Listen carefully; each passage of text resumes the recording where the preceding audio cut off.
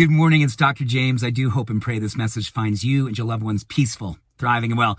And after, I think, 8 years now, this is the first time I'm actually doing our treehouse talk from my car.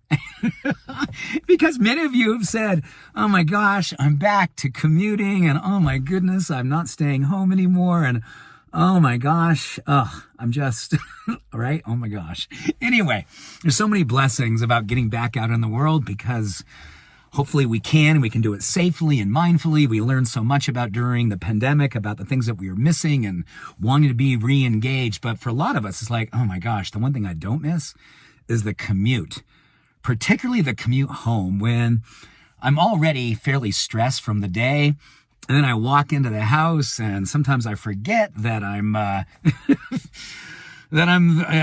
kind of no longer a human doing. I now want to be a human being.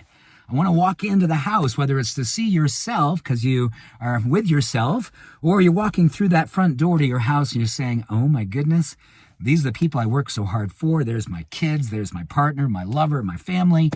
And I don't want to walk in like a human doing. I want to be present. I want to be peaceful. I want to be awake and grateful to what it is that I'm walking into and do it with all my heart. So I'm going to share with you 4 things that you can be doing that science tells us can help us with that interesting transition from being the human doing to becoming, again, the human being. Here's how we can do it. Number 1, please do not listen to the news on the way home. You are already stressed from your day, most likely. You're already in sympathetic dominance when your nervous system is already just kind of, how should we say, just on overload. And the last thing you need is to hear what's going on in the world. Trust me. If we need to know about it, we'll eventually hear about it, but we do not need to go from high stress to higher stress on our way home. Instead, 2 things you can do.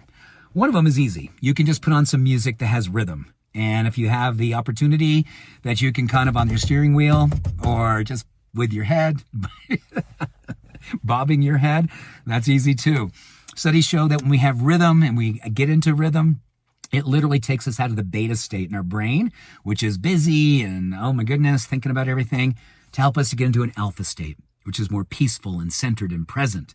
So that's one thing you can do with music. The second thing is that you can literally put on a love song.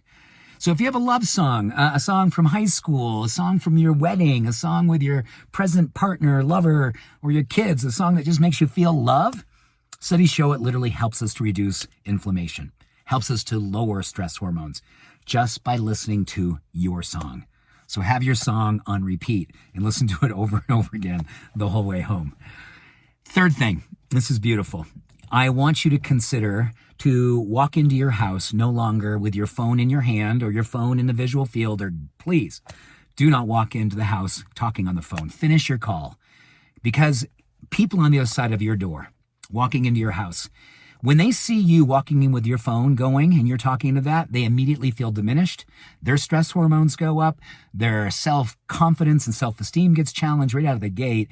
And you haven't even said anything yet. Or even just having your phone in your hand does much of the same things. It's called phubbing. Phubbing. It's a real word. You can Google it. You're going to go, oh my goodness, there's studies on phubbing. So let us take the phone and hide it. Put it someplace where no one can see it. And lastly, when you get to your front door and you get ready to walk in, before you open that door, just put your hand on the handle, hand on the knob, and just say simply, what would love do now? What would love do now? And think for a moment what love does. Open the door and walk in and be love. Answer the question by your actions. Walk in and be present. Walk in and be open. Walk in and be grateful. Walk in and be awake. Just walk in and be a human being. The human doing is over. The human being is home.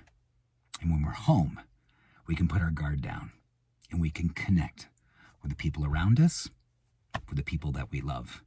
And yes, most importantly, connect with ourselves. Put your guard down, connect with yourself, and give yourself the opportunity to take the next few hours of your evening, hopefully, for rejuvenation and peacemaking, so you can get the next day and serve again. So with that, much love, all blessings. Have an awesome day. Bye for now.